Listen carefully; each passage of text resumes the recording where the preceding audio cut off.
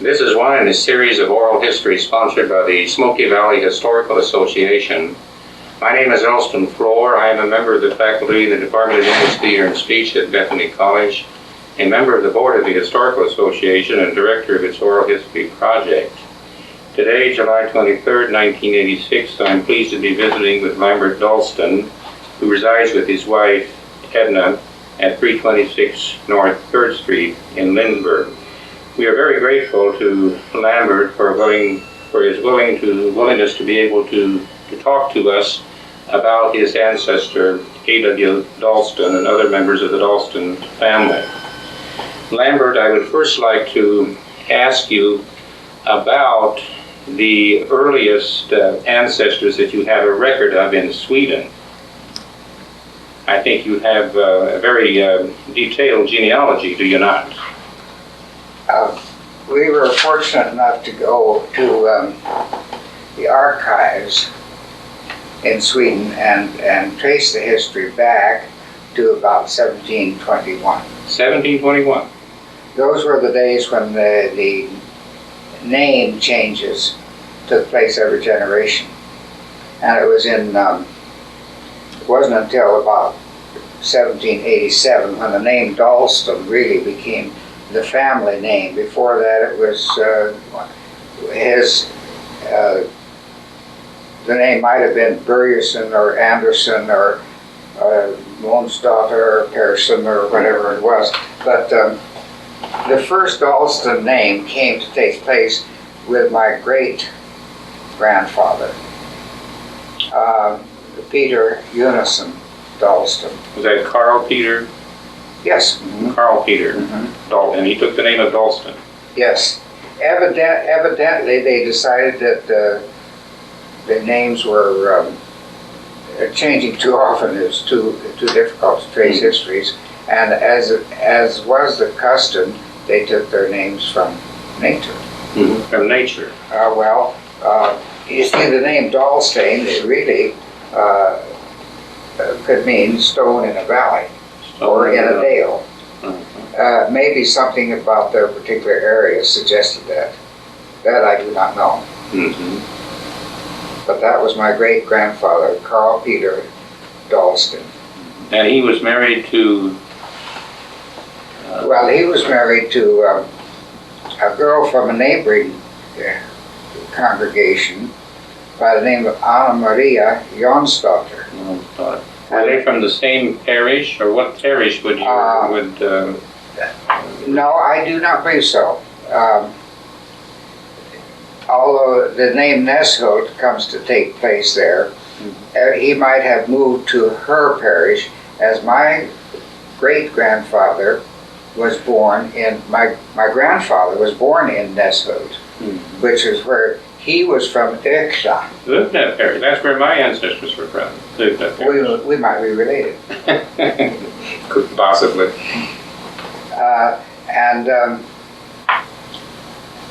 And then he was born in Carl Peter Dahlsten was born in Rodbecksvägen in the Höghult area. Which is a parish or a village?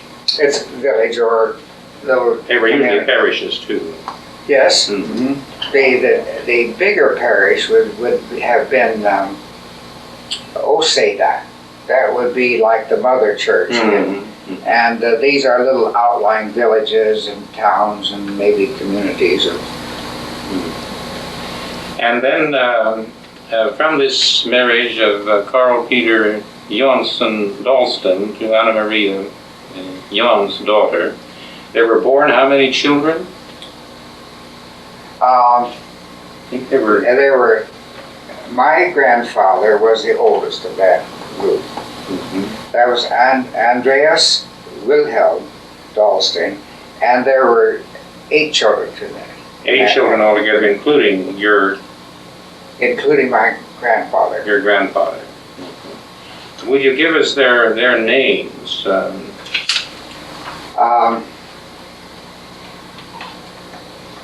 Andreas Wilhelm Dahlsten, my grandfather, is the one who because he was the oldest and maybe the most adventuresome at that time, he is the first one to come to America, but he had other brothers. The next was Carl Peter Dahlsten. No, that was the older one. And then Jonas Magnus, Carl Peter, again, I guess, and then Johann August, Anna Sophia, Daniel Erland, Algot Klaus, and Emanuel Melchior.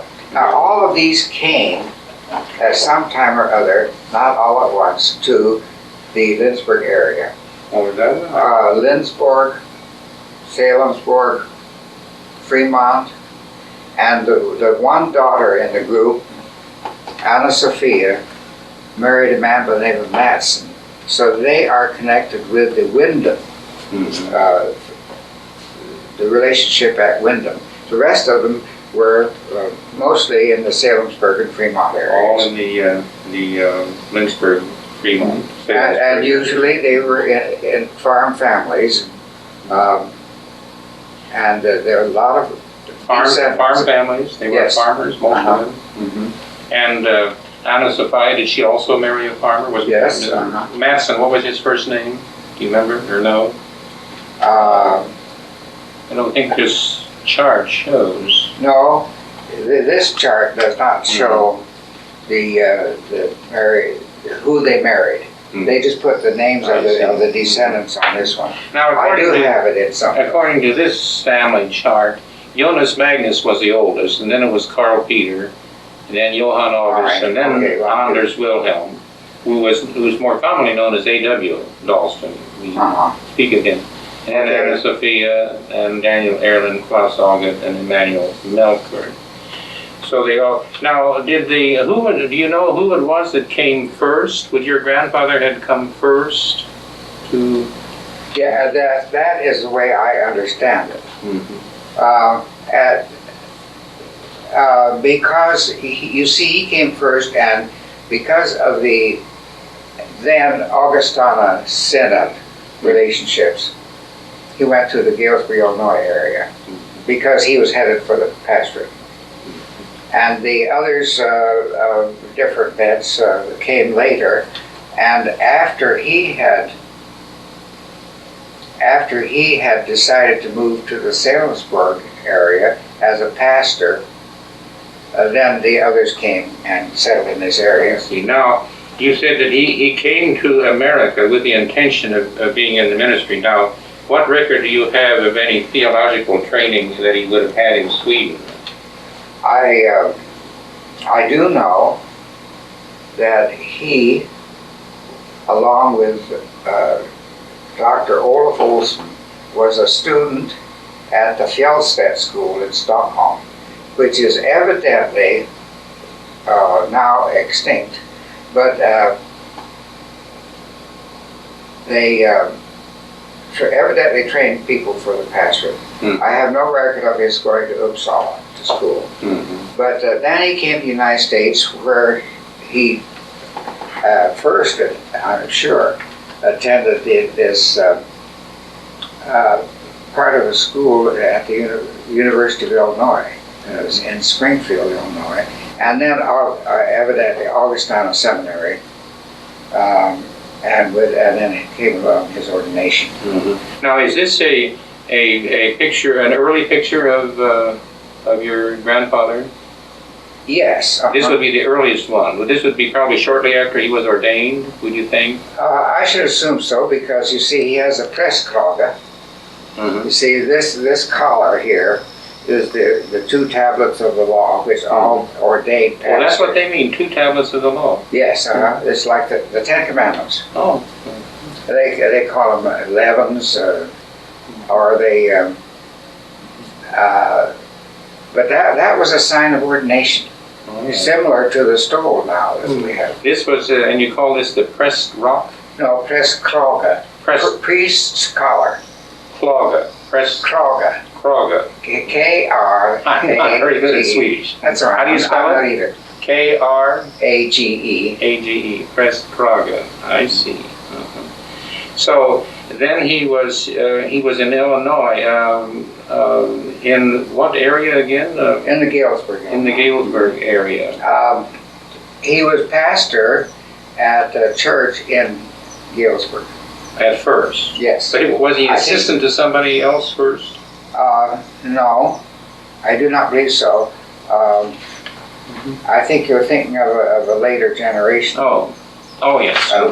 Yes, I see. I'm probably thinking of your father. Mm-hmm. Yeah. So he was a pastor of a congregation in Galesburg. Yes, before he moved to Lindsborg. Oh yes.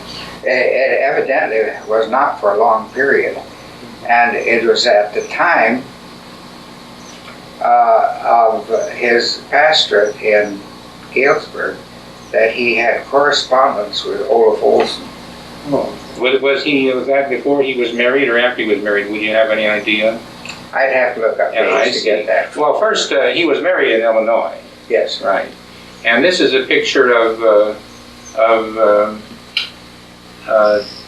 him and his wife, right? Yes, and she was, her name was Albertina Wilhelmina Esping. Esping. Yes. Which is interesting to the people in this area because her brothers and so on came to this area, and there's a large family of Espings here. I'm related to every one of them. Let's see. Cousins. Now, would she have been a sister of the man who was the father of this family of 15 children, or? Yes. Mm-hmm. She was a sister. She was a sister of. I can't think of his name. The founder of the I'll get it in a moment. I have it. But she was also a sister of Mrs. Gustav. No, she was also a sister of Gustav Andrain, who was later president of Augustana College. She was a sister of his mother also. Oh, so the Andrain family, which has a close connection with the N.O. Carlson family of Lindsborg. There seemed to be a lot of interchange between Rock Island and Lindsborg at that time. Mm-hmm.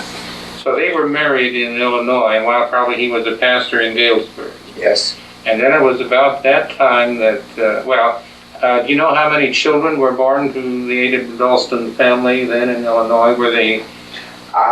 No, I don't know. To the A.W. Dahlsten family. Yeah. Someone came as an infant or a baby to. Well, that would have been my father. Your father. So this is a picture of the A.W. Dahlsten, an earlier picture of the A.W. Dahlsten family. Can you identify them? Well, yes. As was the custom of the time, I suppose.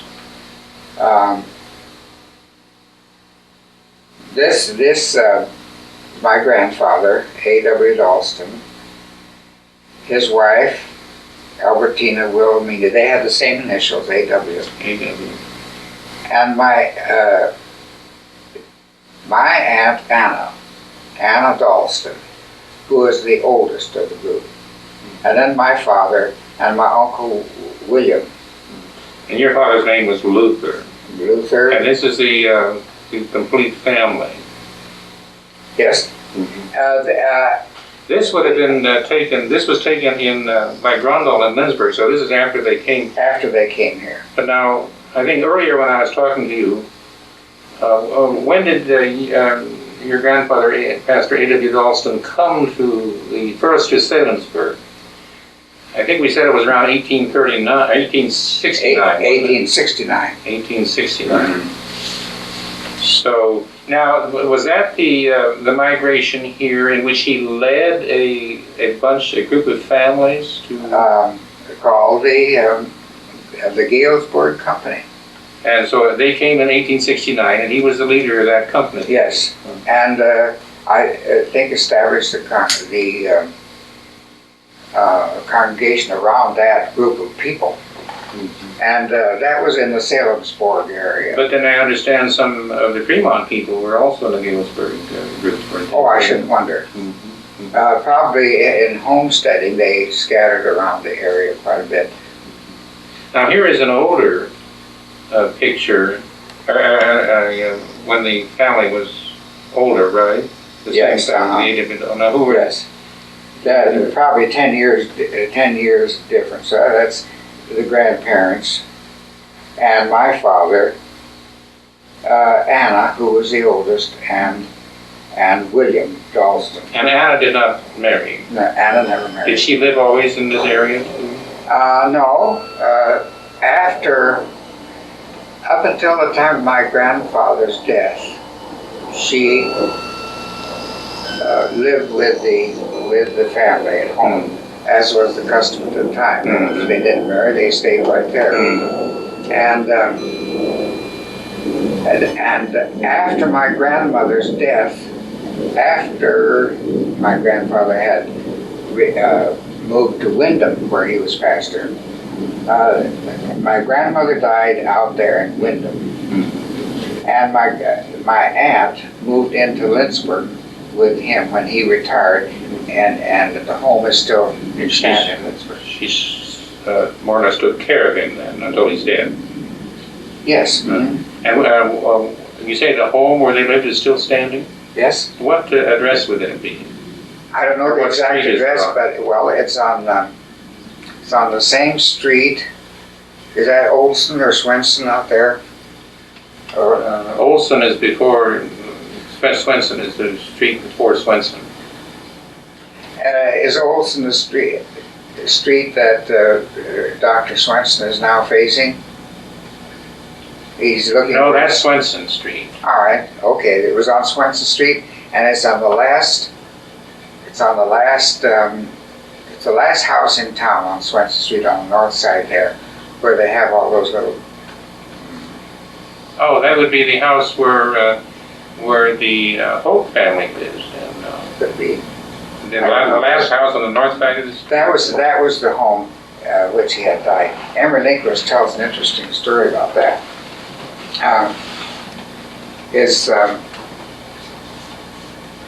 Emery Lindquist's father was a painter. He painted the house there, and he speaks of my grandfather as being so honest because something happened with the weather or so on. Whatever happened, that the painting job had to be overdone and had to be repeated. So my grandfather insisted on paying for the extra work. He said he was probably the most honest man he ever saw. Is that right? Oh, yes. I know so little about him except his honesty and his kindness and his love. There's an interesting story in, it's in my grandfather's letter to Olaf Olson. He deplored the fact that in Illinois, many of the ministers would not baptize a baby unless the parents belonged to the church. And he thought that was theologically wrong and unchristian. If the child was to be baptized, the parents asked for it, why he went ahead and baptized them. He had a very broad outlook and he was very missionary minded. That's why he came here in the first place. Yes. You said, I think you told me earlier that at one time he thought about going as a missionary to Africa or India. To India. I'm sorry. And now, before we go on, I noticed that these pictures were taken by Grundahl. Is Grundahl that's on your That's on my maternal side. Maternal side. We'll get to that later then. Now, you mentioned the letter that A.W. Dahlsten had written to Olaf Olson. I think we'd like to hear some of that quoted if you have it handy. Would that have been written shortly after Pastor A.W. Dahlsten came to this area? No, the letter was written in Healdsburg. Oh, that was written in Spokane. Yes, the year before, in 1868, he wrote a letter to Olaf Olsen asking him, because they were good friends, they knew each other, they knew each other's likes and dislikes. He asked him to come to the United States, and he tells about the conditions and how poor the people were in that area too. But evidently better than in some parts of Sweden, particularly in the Småland area, which was there were poverty times. So let us hear some of the some excerpts from that letter that you find of special interest. Since the need for capable ministers is great, you ought therefore not hesitate. Evidently, because of your need to do missionary work, you see.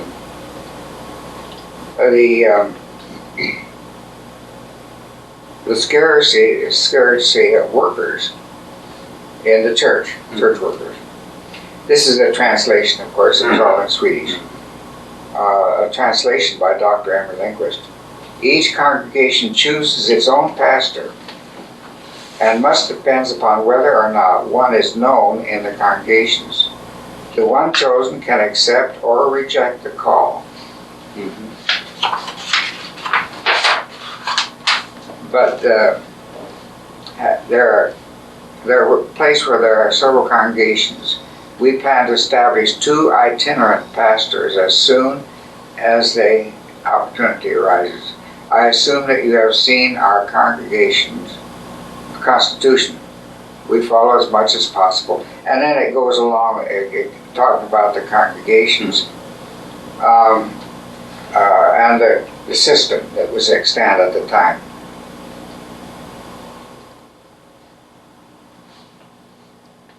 Here's the reference.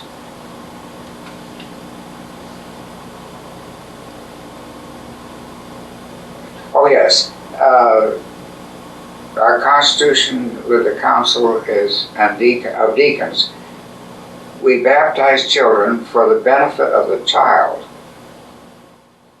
and not for the sake of the parents. I have heard that some colleagues do not baptize children if their parents are not members of the congregations, but that seems wrong to me. About the church administration, see the Constitution. No bishops, but the Synods president has a president who takes care of the business, and he is chosen annually. Along with that, now, he's talking about Illinois now. Well, yes, he's talking about customs in the United States. But this letter was written pleading for him to come to the United States. Yeah, I see. He mentions no words in regard to the conditions because the people were poor. But he speaks mainly from the need for pastors because of his great missionary zeal. Yes.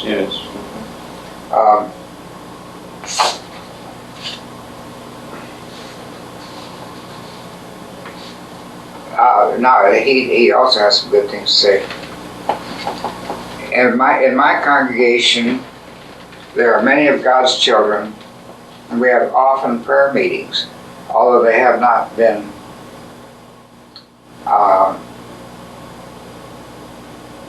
before. They had not had them before. The translation and the writing is sometimes hard to decipher.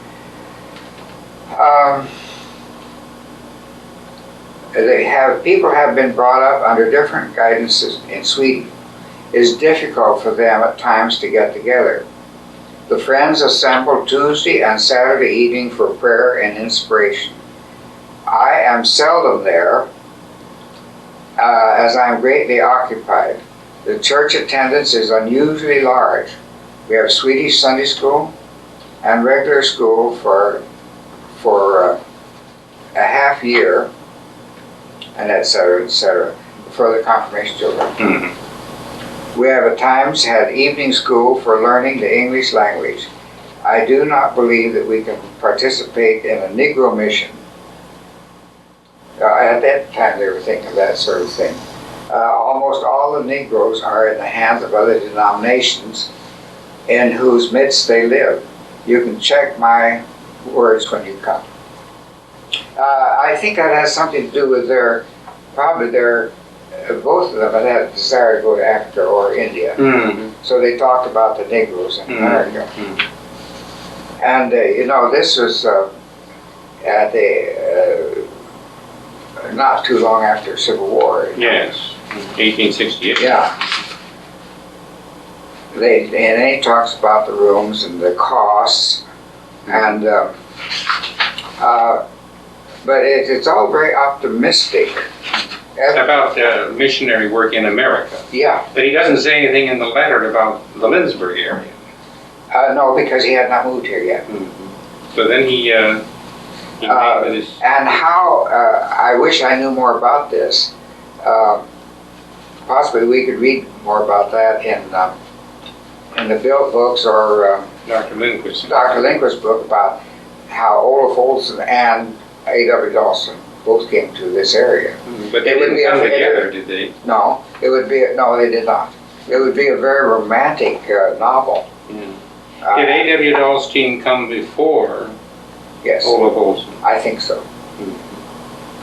And how long Olaf Olsen was here, I do not know, except that he moved back to Rock Island after his great work in establishing the work with the college and Bethany Church, and of course he was instrumental in getting the Messiah Chorus started, of which I am part. Yes. So then your grandfather, A.W. Dahlsten, came with his family. How many, well, there were 3 children, right? 3 children. There were 3 children that grew up. The times were very, very difficult, and there were several children born after they got here. But they didn't live. They didn't survive. Well, one girl lived until she was 16, but then epidemics and flu and heat and probably lack of nourishment, children, infant mortality was very high. Now, your father, Luther, was born in 1869, so he must, in August 1869, August 25th, 1869, so he must have come as an infant then to Kansas. Less than a year old. Less than a year old. And then they first lived in a dugout? In a dugout out near which is now the Salinsburg congregation. Where the church is located. The dugout would have been in somewhere in that area? It must have been. And then he started to, was he the first one to do missionary or church work in the Salinsburg area? Do you know? Yes.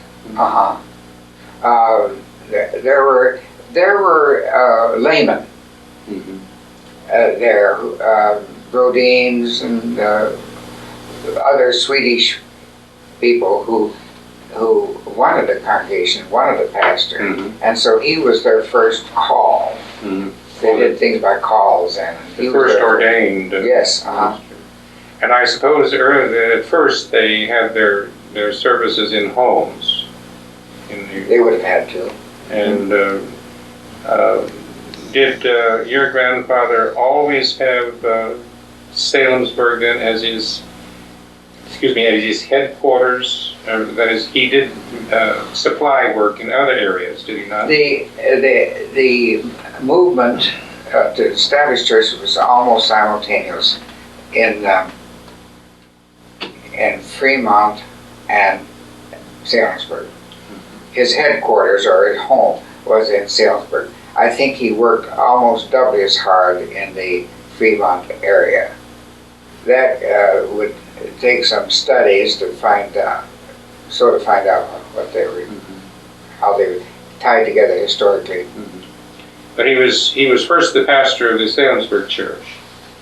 Yes. And then he also helped to start the Fremont church. Yes. And then after that, Andover, or Andover was better established. I see. He didn't move there until a later date.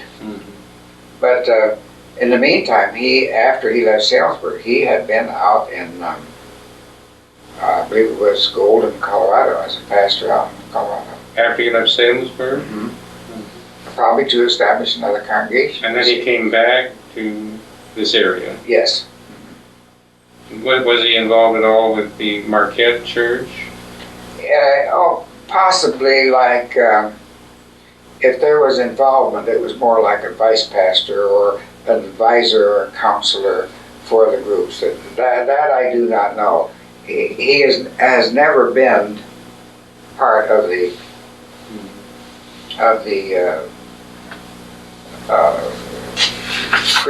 Marquette constituency. I do not believe. Yeah.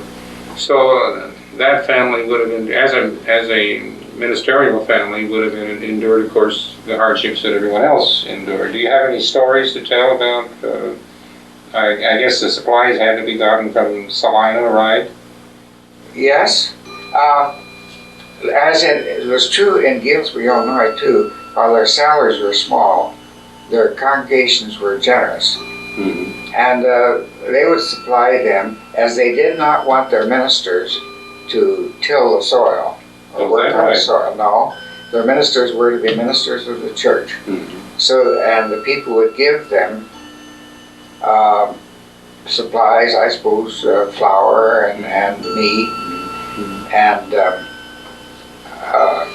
maybe bake bread for them. I do not know. Yes, I think what we would be. This was pioneer stuff. You know, we would be it's abhorrent to us to think of what they might have suffered. I think you mentioned that he walked barefoot to Salina. You had a story about well, to save his shoes, he would. I have heard this from old family histories when my dad and mother would talk about it, how he would take off his shoes and walk barefooted out to Fremont to preach, or to Salina to get supplies, because he wanted to save his shoes. Save the shoemaker. He must have been quite a. He was not a big man, but he must have been a very energetic and physically capable person, because he worked hard. And there is a story about your father, Lambert Dahlsten, as a young man and connecting with the Indians. What? Well, as a boy, as a child. Yes. Seemingly, my grandmother came out of the house one day, or dug out, whatever it was, and an Indian or two had picked up my father and put him on the horse and say, "You must give us some food, or we'll take him." So she went and got food for them, I think some bread and maybe whatever else she had there, retrieved the child, and that's how I'm here today. Otherwise he would have been an Indian captive, huh? It's too bad that these things have not been made known in diaries and stories. They come down to us as legends, but it ties right along with the other things you hear about. Sure. So we've talked about A.W. Dahlsten and his various congregations, and you mentioned earlier that when he was serving at Andover, when he retired? Yes. And then he came to Lindsborg, yes. And you mentioned that. And then he died in Lindsborg. But after Colorado, and I don't know whether he went back to Salesburg for a time or not, but then he moved and became pastor of the church in Andover, Kansas, the Windham area.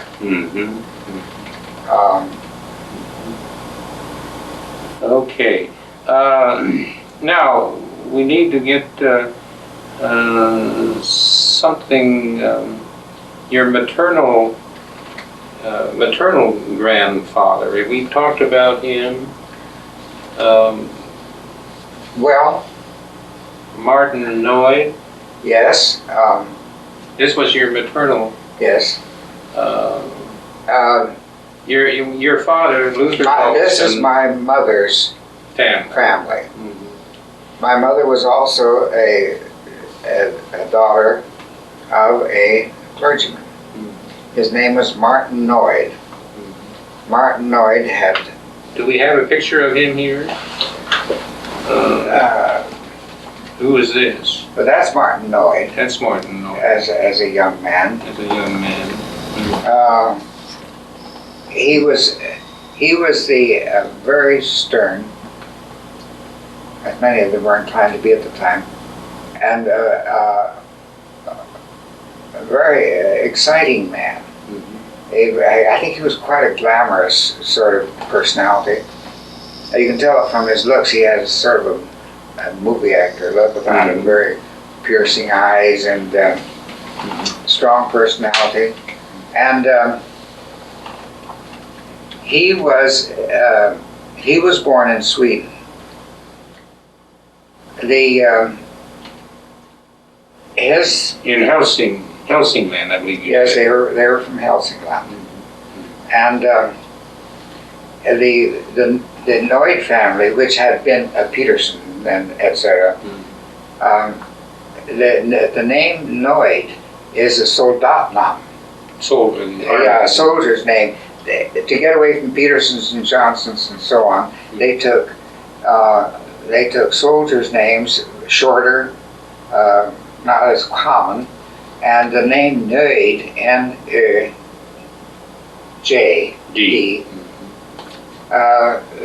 simply means satisfied. Oh, is that right? And he took that name, but or maybe somebody before him had taken the name anyway. The family Nojd came to America and settled in the Illinois area. In Andover. Yeah. That was earlier in 1857, I think you said earlier. I think before we go any further there, we're talking now about Luther, your father. Now, he was raised here in the Lindsborg area, Lindsborg area. And then did he go to Bethany by any chance? Yes, he graduated from Bethany, 1895. 1895, and then he went to the seminary. Yes. In Augustana in Rock Island. And it is in Illinois then that he met your mother? Well, they had met here in Lindsborg. Oh, she had gone to Lindsborg too? Well, my grandfather Nojd, those pastors moved around a lot because they were missionaries, you see. Martin Nojd. Yes. And while she was born in Texas, he was at that time working for Bethany College. Oh, my grandfather. In what capacity? As in, I assume it was a contact with congregations to get money, gather money for the college under Dr. Carl Swenson. Dr. Carl Swenson. Getting money, collecting from congregations to support the college. And that was after he had served congregations in Texas. But he's also connected in some way with the academy in Nebraska, wasn't he? Yes. That had been a little bit earlier than his experiences here, because he was the first principal of Luther Academy in Wahoo. I had some correspondence with the historians at Luther College, and they called him the first president of Luther College. It was an academy, and he was the principal. In the museum up there, they have some of his furniture and so on. Okay, so he was the first principal of the Luther Academy. Yes.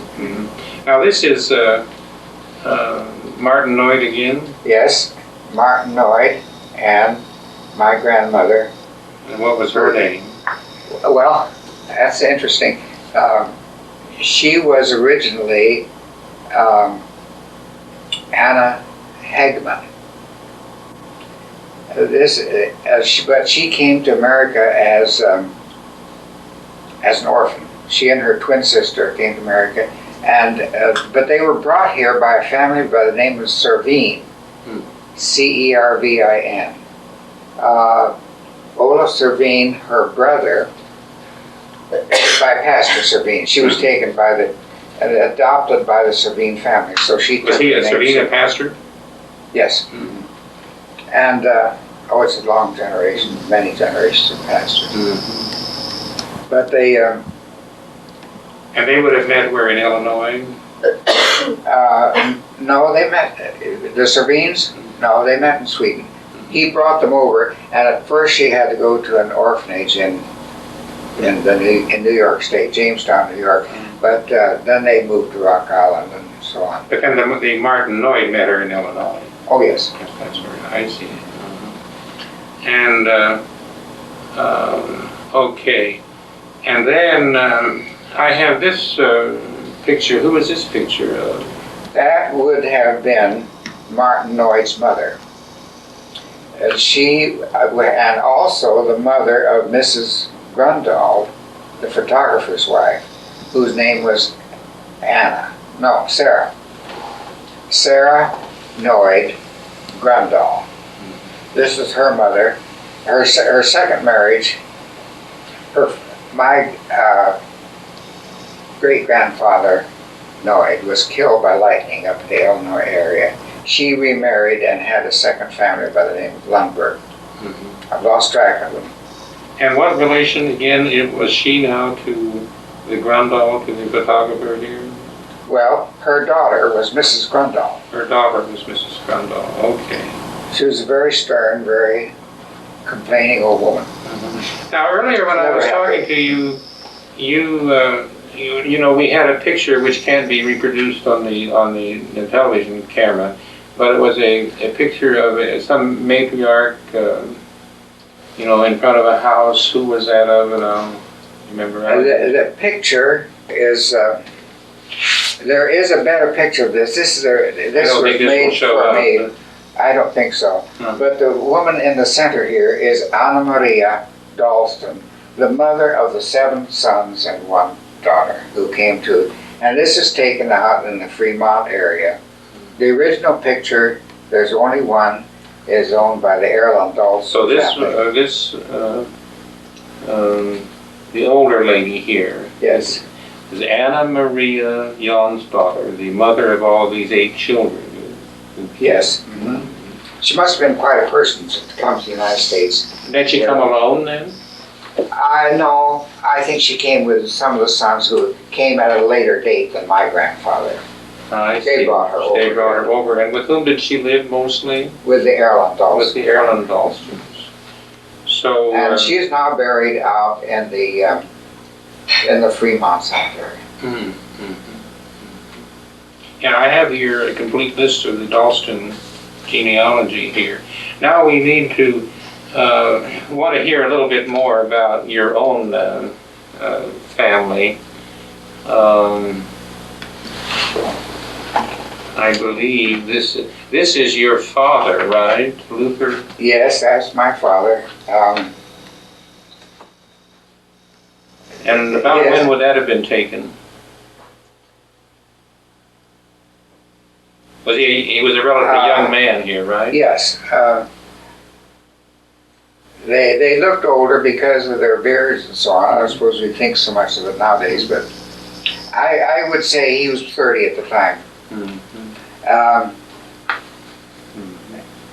And he was also an ordained pastor. That was probably about the time he was ordained and so on. Although he's not wearing the clergy. No, that's in here. Yes. And now this was this an early picture? yeah, well that was a wedding picture. Oh, this is his wedding. This is the wedding. Well, that was I have another wedding picture with the white dress, but they always took 2 pictures. One of the going away gown, which my mother had to make, you see, because they did all that themselves. That, and we still have that pin there. Do you? That pin on there, but this was This would have been in 1904. That picture dates in 1904. And your mother's name, I know her first name was Bertha. Bertha, what was her maiden name? Bertha Nojd. Bertha Noyd, excuse me, yes, I did know that. Oh, yes, of course. So it was a family association there, the Noids Yes. and the Dahlstens. And how many children did the Noyd family? Did she have any brothers and sisters? Oh, yes. There were 7 brothers and sisters. But your parents met, she had been in Lindsborg, had she? Did she? Yes, they met here in Lindsborg for the first time.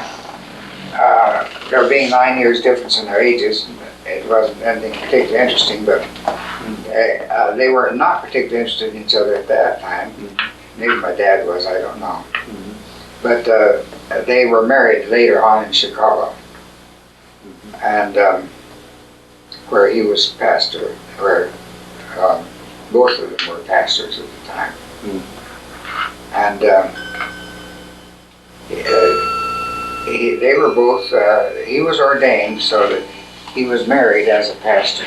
I see. At the age of 35.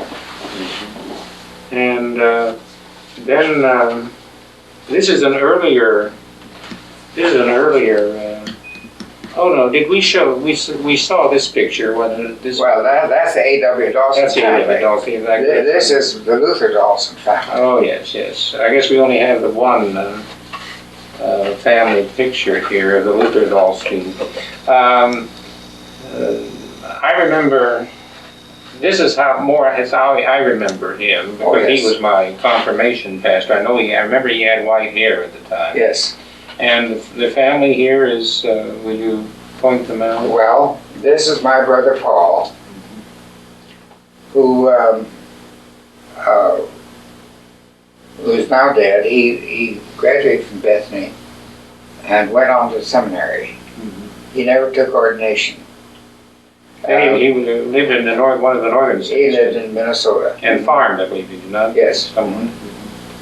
And my sister Ruth, who was Mrs. Frank Keller, and died just this year in Lindsborg. She has 3 children, only one of which lives in Kansas. And then myself, sitting up there on a chair of some sort. Sanders. Okay. Now, just to briefly review, we'd like to just mention briefly the congregations that your father, Luther Dahlsten, served. He was first an assistant, I believe you said it, at Jamestown, New York. He worked with Julius Lincoln at the First Lutheran Church in Jamestown, New York. And also, then he became pastor of a church in Buffalo, New York. The thing I remember about it is the fact that he was in the crowd when McKinley was shot. He was in the crowd? And In Buffalo, New York. yeah. And but his congregations of any length of time were Manistee, Michigan. Was he in Hedgewish? Hedgewish, was that? Hegewisch, Hedgewish. Illinois. Before Manistee? That's a part of the Chicago area. He had a congregation there, and then moved to Manistee, Michigan, where my brother and sister were born. And then, because of trouble with throat, the cold climate up there, he moved to California, also as a pioneer pastor, you see, in the early days of the Swedes in California. And lived in Fresno and Riverside, where I was born. You were born in Riverside. And then Pasadena. And then from Pasadena they moved on to first Smolin, Kansas, the congregation, which is now no longer in existence. And then Wallsburg, the area from which you came. I believe the Smolin Church wasn't that still in existence, like in the late 40s? Oh yes. When did that close, do you know? Well, it dwindled away. It lost so many members, and then they became part.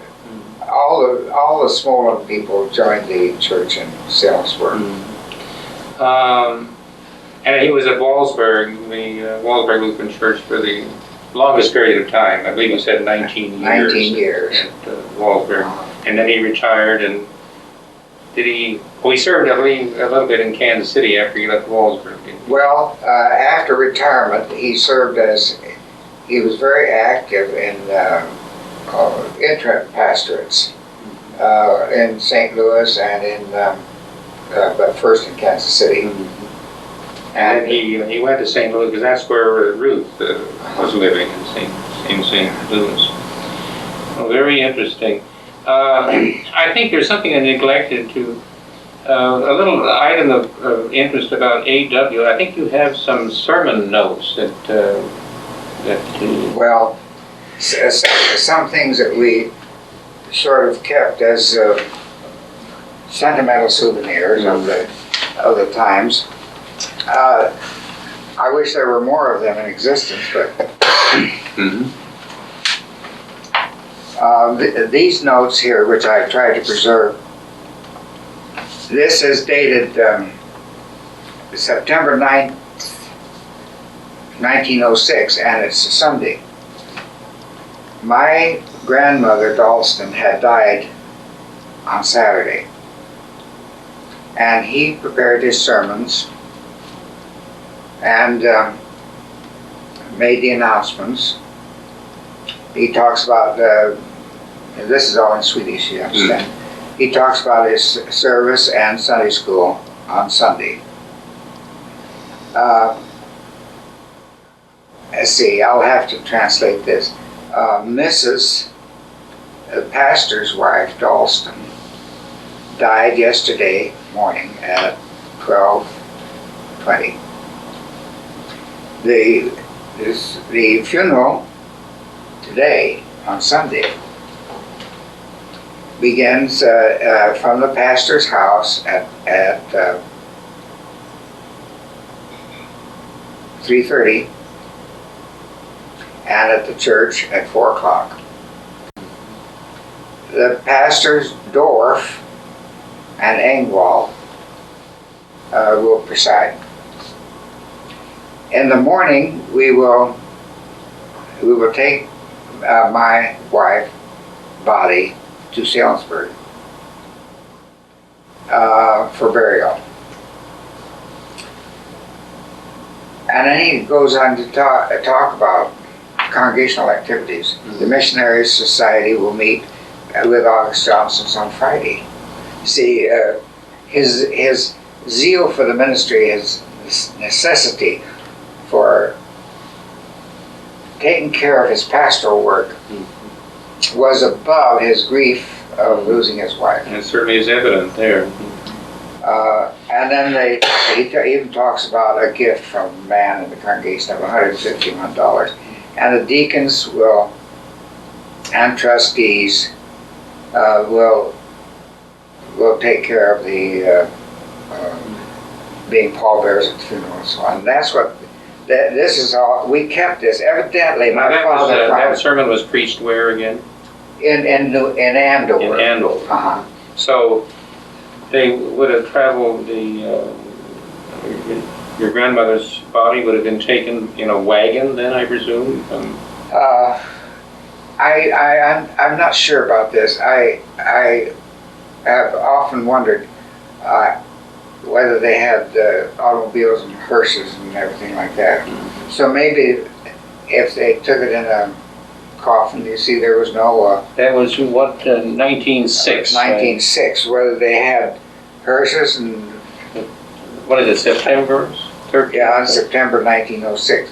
Historically, this is not recorded. I can only try to imagine the conditions at the time, whether they had automobiles and hearses to travel. Well, I think they had horse-drawn hearses, didn't they? All right, that's maybe what happened. Okay. But your admiration goes out to them as pioneers. Oh, sure. And what they accomplished and what they did out here. Like I often think of when after Dr. Olaf Olsen came,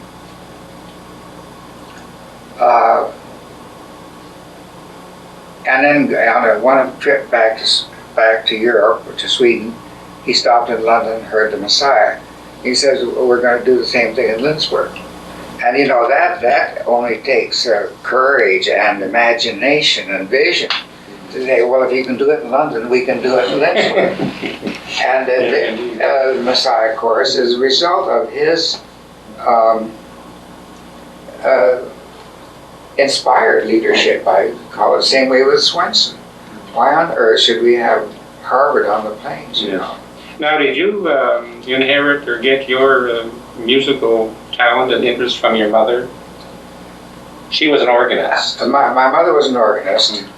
I had an uncle who was a pianist. My father was very musical. He sang, he could play the piano a little, but I think it was from the Nojd family. I had a couple of aunts who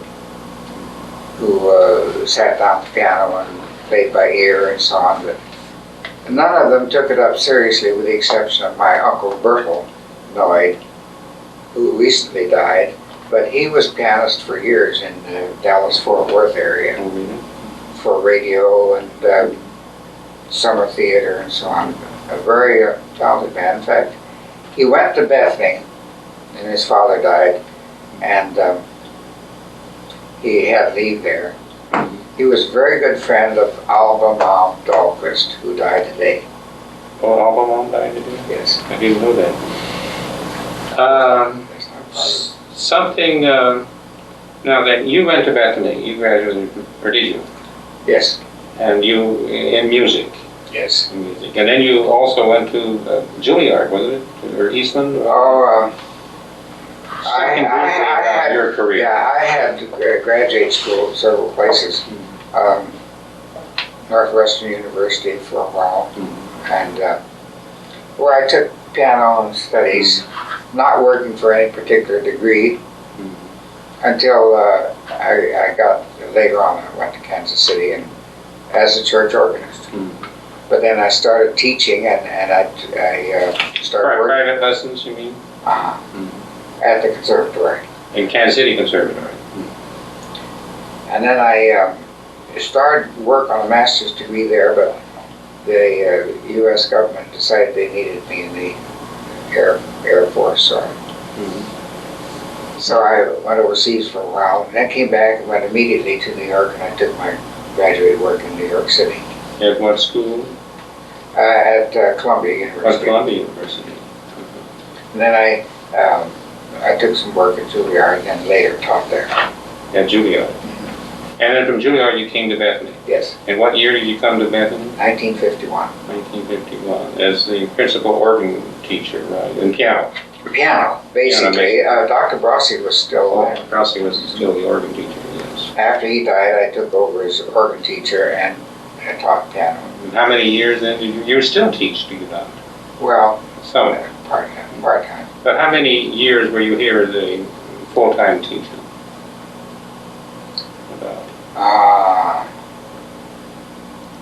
You came after 1951, I know, because what year did you come? About 30 years of full-time teaching. About 30 years. And then you've been the organist for the Messiah for the same number of... Since 1952. You must have come then a year after I graduated. So I graduated in spring of 51. Yes, I remember that very well. I knew the name because you were from Walsburg. Yes. Okay. And then, let's see, you were married to Edna, what was her name? Her name was Swenson. Swenson. But she was a Kansas City. Yes, she was. Of the Kansas City Swedes. Yes, she had studied voice in Kansas City and was working there. And while I was overseas during the war years, she moved on to New York and started studying voice in New York. And then... But you had met in Kansas City. Oh, yes. She was a member of my choir. Oh. Organist, director, and choir member. Director, yeah. And And when I left Kansas City, she went on to New York to study some more. And that we were married in New York City. Well, you certainly have made some fine contributions to music and the traditions of Bethany. And we certainly thank you for this afternoon, your willingness to talk about all these interesting things about the Dahlsten family and your own experiences. Well, I think I think there's a romance connection with the early days of the organization of what was then the Augustana Synod. How these Swedes, they must have been a rather adventurous people. They were. This is a great uncle by the name of Julius Lambert Dahlsten. Well, were you possibly named after him? Yes. Julius Lambert Dahlsten. He wrote this book and had it published, and it's a story of his around the world travels as a sailor, and he speaks a great deal in the latter part of the book of his reconversion as we would call him a born-again Christian, I guess, these days. So it's a testimonial. It's a testimonial. And there, Ines Esping, my father's last living cousin, gave me this book about 15 years ago. And there are maybe 2 or 3 copies of this left. But I rather treasure it. Sometime it'll. And this was a trip around the world. Well, however maybe it was a whaler, I don't know. You know, he quotes this psalm, a certain psalm, they that go down to the sea in ships and do business in great waters, these see the works of the Lord and his wonders in the deep. But you see, these were adventurous people. Maybe they got out of Sweden because they were poor, but these people, my people, came because they wanted to become missionary zeal. And they worked with the Swedes in America, and there were many of the Swedes that fell by the wayside, and she even changed their names and so on because they did not want to be known as Swedes. But these people were Swedish and proud of it. Hung on to the language, etc. Well, thank you again. Thank you.